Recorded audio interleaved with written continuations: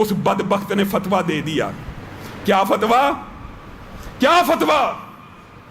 مسلمان میت حالت اضطرار ہو، الفاظ کہتے ہوئے دل کانپ رہے، کہتا ہے مسلمان کرونا سے مر جائے معاذ اللہ، اس کی میت کو جلا دیا جائے. یہ ایسے لوگ ہیں جو میت جلانے کے فتوے دے کر اپنے آپ کو علامہ فہامہ، تم کہتے اس کو جلا دو، آپ اپنے بارے میں وصیت کر جائیے، ہم چندہ کٹھا کر کے آپ کو جلا دیں گے، آپ کر دیجئے وصیت. اچھا، اگلا سوال ہے جی خان صاحب جو اس وقت میں پوچھا گیا ہے، اور آپ نے کئی دفعہ اس کا جواب بھی دیا ہے، اور میں نے یہ بھی دیکھا فیس بک پہ کہ آپ کے اس جواب کو لوگوں نے بہت روڑ مروڑ کے پیش کیا. وہ یہ ہے کہ اس حالت میں میت کے غسل، تکفین، تجہیز، جنازے، ان چیزوں کے بارے میں کیسے کیا کیا جائے گا؟ آپ نے ایک سوال پوچھا گیا تھا تو لوگوں نے اس کو یوں پورٹرے کیا، غالباً آپ کہہ رہے ہیں کہ اس کو جلا دینا چاہیے. تو ذرا اس پہ تھوڑا تفصیل سے مجھے بتائیے گا کہ ایسی بات بالکل نہیں کہی. میں نے تو ایک اصول کی طرف توجہ دلائی تھی کہ دین میں ایسی جتنی چیزیں آداب کی حیثیت سے بتائی گئی ہیں، ہمیں آخری درجے میں کوشش کرنی ہے کہ ان کی پیروی کریں. یعنی تجہیز ہو، تکفین ہو، ہم اپنے بھائی کا جنازہ پڑھیں، ہم اس کو دفن کریں، یہی کام کرنے ہیں، یہی ہمارے دین میں مطلوب ہے. لیکن جس طرح اس سے پہلے گفتگو ہو چکی کہ اگر کسی وقت ایسی صورتحال پیش آ جائے کہ کوئی راستہ ہی نہیں ہے، تو میں نے اس کی مثال دی تھی کہ احد کے موقع کے اوپر جب بہت زیادہ لوگ شہید ہو گئے، ان کو مدینے لے جانا، ان کو غسل دینا، یہ سب کام کرنا مشکل ہو گئے، تو ان کے بغیر ہی ان کی تدفین کر دی گئی. لوگوں نے بالکل غلط سمجھا کہ یہ شہداء کے بارے میں کوئی خصوصی قانون تھا، ایک رخصت تھی جس پر حضور نے عمل فرمایا. تو یہ میں نے اصولی بات کی تھی. اس میں پہلے ہی مرتبہ میں چھلانگ لگا کے آپ میت کو جلانے پر کیوں پہنچ گئے ہیں؟ یعنی ماہرین، آخر مسلمان ماہرین بھی تو موجود ہیں دنیا میں. اچھا، مسیحی بھی اپنے مردوں کو دفن ہی کرتے ہیں، وہ بھی موجود ہیں. تو آخری درجے میں جب یہ نوبت خدا نخواستہ آ جائے پھر اس پر گفتگو کر لیں گے. اس وقت میرے نزدیک عالمی سطح پر ایسی کوئی نوبت نہیں آئی. یعنی ابھی یہی صورتحال ہے.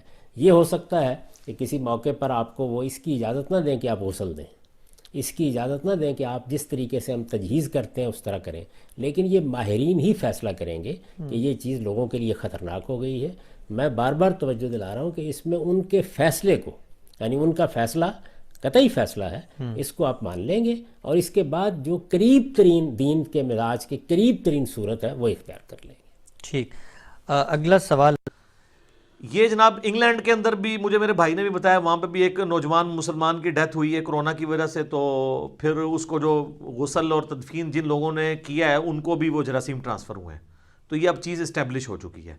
لہٰذا یہ صرف کنٹرول انوائرمنٹ کے اندر جن لوگوں نے وہ کنٹرول لباس پہنا ہو وہی اس کو غسل دیں اور اس کو دفنائیں.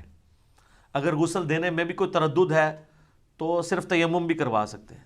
اگر تیمم کروانے میں بھی تردد ہے تو اس طرح بھی دفنایا جا سکتا ہے. بخاری مسلم میں حدیث ہے کہ جو لوگ شہید ہوتے تھے نبی علیہ السلام نے جنگوں میں بغیر جنازے کے، بغیر کے غسل کے بھی ان کو دفنایا ہے.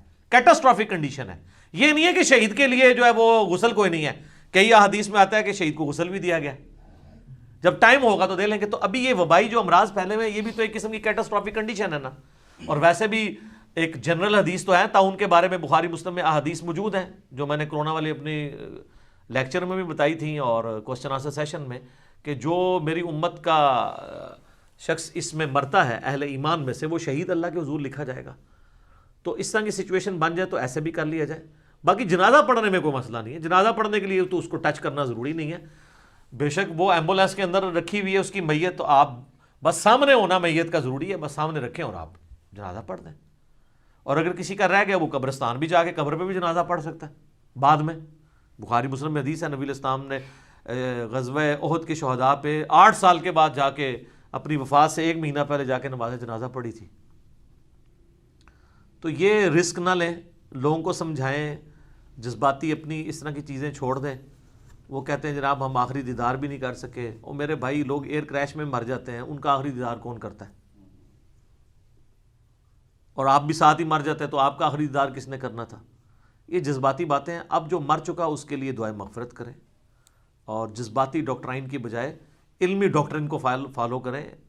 تو احتیاط کرنی چاہیے. تو یہاں پہ بھی اگر کوئی ایسا مسئلہ ہے، یہاں پہ بھی گورنمنٹ نے کہا کہ اپنے طور پہ آپ نہیں دفنائیں گے گورنمنٹ کو انوالو کریں گے، لیکن باہر کے ملکوں میں چونکہ بہت زیادہ سختی ہے، وہ تو لاشیں بھی حوالے نہیں کر رہے، تو زیادہ جذباتی ہونے کی ضرورت نہیں ہے. ایک چیز کو انشور کر لیں کہ وہ دفنائیں، اس کو جلائیں نہ.